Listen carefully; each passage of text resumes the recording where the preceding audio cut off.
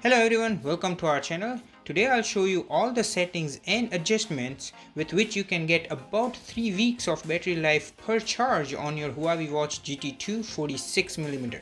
So let's get started. If you are someone new to our channel, please consider subscribing to our channel as we do regular videos for various smartwatches like this one, smartphone reviews, tech tutorials and much more. Also check out our playlist tab as we have dedicated playlist for Huawei, Fossil, Samsung and Fitbit smartwatches where you'll find more detailed videos like this one, so be sure to check them out. Huawei Watch GT 46mm is already getting me about 2 weeks of battery life per charge, and the same is also advertised and it's incredible. I haven't seen any smartwatch with an AMOLED display being able to achieve it, and that's thanks to its proprietary Kirin A1 chipset, which is rated highly energy efficient, as well as the obvious lack of a Play Store, so no third-party apps, games and watch faces, as well as the obvious lack of Wi-Fi or NFC. These are definitely apparent reasons for the fantastic battery life, but in this video I will show you some settings and adjustments that has gotten me about 3 weeks of battery life, which is phenomenal. And if you are a person who travels with the Huawei Watch GT 46mm, this is a must watch video as you will probably won't even need a charger if you follow these tips on your trip.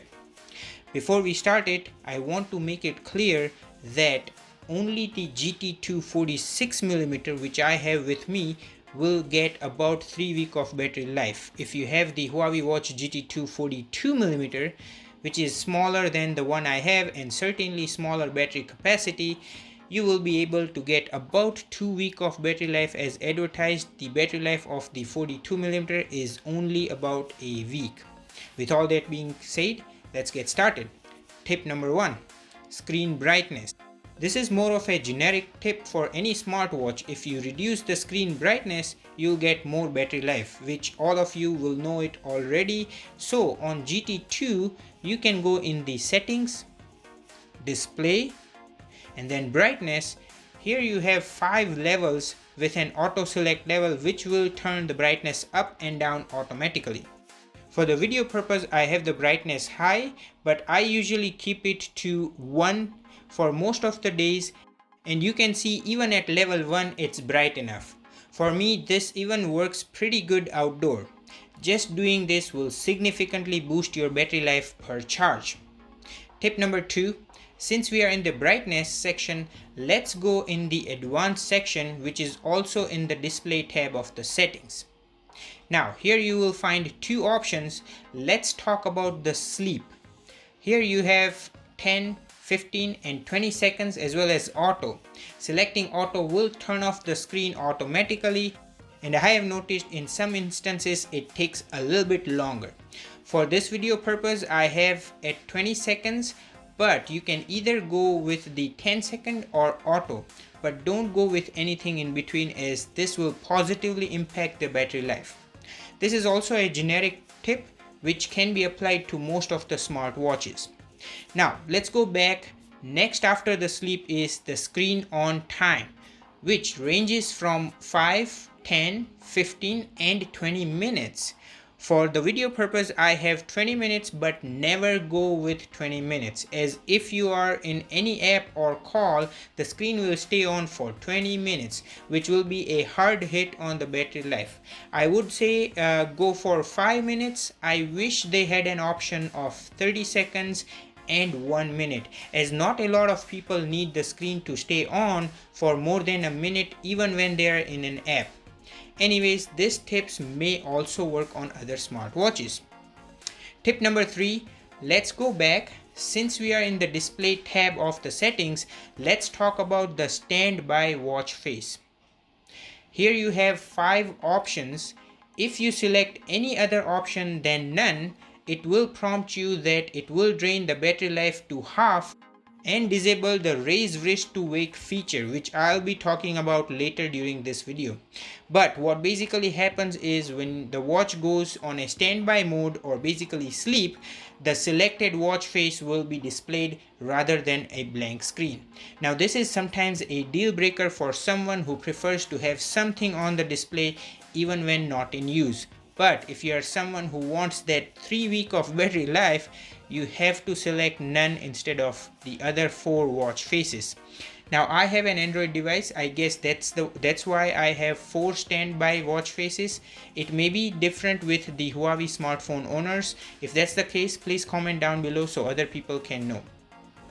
Tip number 4, let's go back and stay in the display tab of the setting, and the first option you will find is the watch face. Now there are 15 watch faces to select from. This may not be the case with Apple smartphone owners.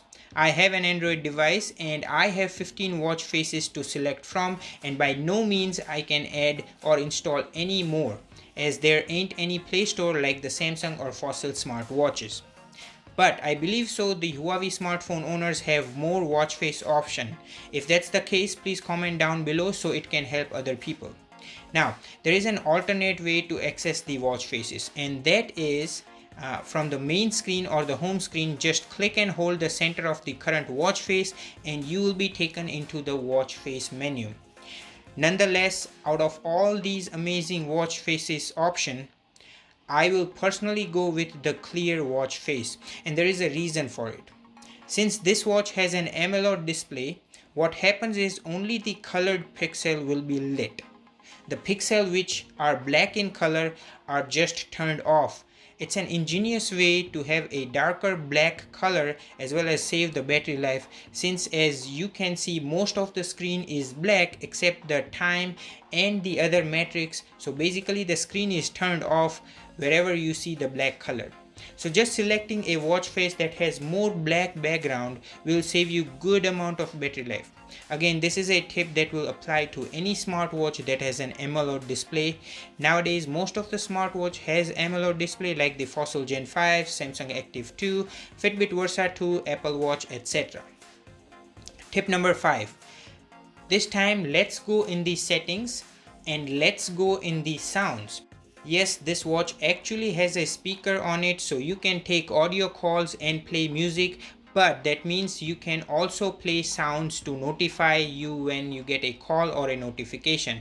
And if you are a person who gets a ton of notification throughout the day, your watch speaker has to work all those times and consume battery life.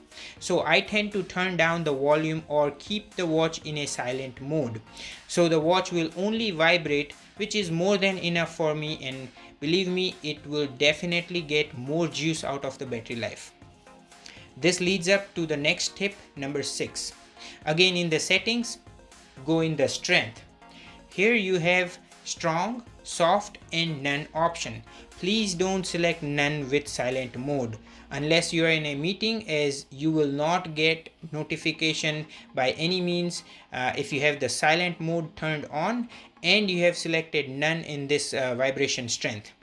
I prefer to keep it on soft, as I find even soft works the best for me and I feel the notification buzz every single time, so you can save extra bit of battery life by this particular option. This is also a generic tip and will apply to any other smartwatch. Now in case if you have selected soft vibration strength and if you were to go in a meeting, then you have a direct option which you can access from the main screen on the top drop down settings called do not disturb. Just selecting this mode will turn off all the notification. You can even select this option on an airplane or a bus, train or a transit ride to save battery life. It's good that we have a direct option like this from the top drop down menu. Now tip number 7, and that's my personal favorite and not a lot of people know about it. So let's go in the settings, do not disturb mode. Now here you have an option to toggle it on and off, which you can also do it from the top drop down menu as discussed in the previous tip. But the cherry on top here is that you can even schedule the do not disturb mode, which is what I want you guys to know. As you can see, I have the start time at midnight 12 and the end time at 5 a.m. in the morning. You can change it to whatever you want, and there are two benefits of it. A, it will significantly boost battery life as your watch will remain in the do not disturb mode for this amount of time, and B, you will get a sound sleep as you will not get any notification or buzz from any unwanted notification. This is a cool feature in my opinion. Every smartwatch company should offer this. I know Fossil Gen 5 does, and I have done a detailed video for it which is linked up here in case if you guys want to check it out once you're done watching this one. Moving on, tip number 8. This can only be accessed from the mobile phone. So for this tip, you have to go on the Huawei Health app. I have done a detailed video for the entire Huawei Health app and it is linked up here in case if you guys want to check it out once you're done watching this one. So on this app, go in the devices option from the bottom tab. You will find your connected watch. Click on it. Now you can see the pop-up note GPS turned off. Turn it on. This is because I have turned the GPS off on my phone. This is also how you can turn off the GPS on your watch, as the Huawei Watch GT 2 has a standalone GPS, so you do not need your phone to track your run from the watch. But to turn the GPS on from the watch, you have to do it from here. Nevertheless, the point is that make sure to turn the GPS off, as it will save a huge amount of battery life on your Huawei Watch GT 2. Remember to turn it on if you were to go out for a run or if you want to track your run from the watch. This will also save your phone's battery life, and this tip applies to any other smartwatch who has a standalone GPS. Moving on, tip number 9 is the Huawei True Sleep, which is enabled in my case as I want to track my sleep. But if you are someone who are on a trip or you don't care about sleep tracking, then turn this option off and it will save you a good amount of battery life.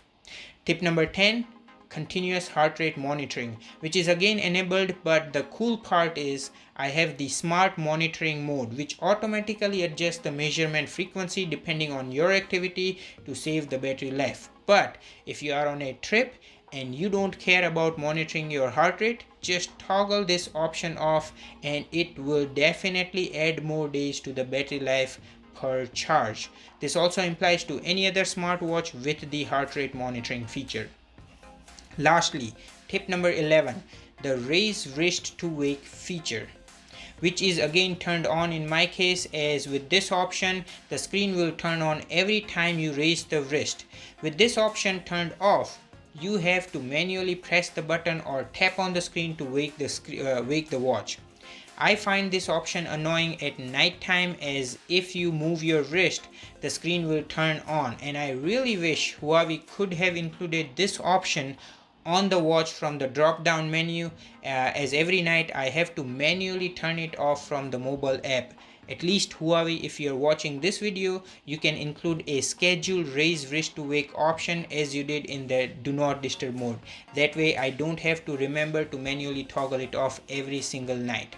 Please comment down below if you are someone like me who wants this option to be available directly on the watch. So that's it. I really hope you found this video helpful. If you did, then please give this video a thumbs up, and maybe give it a thumbs up anyways as an appreciation to our effort for making this video. It really means a lot. Thank you so much for watching. Please make sure you subscribe, and I'll catch you guys in the next one. Peace.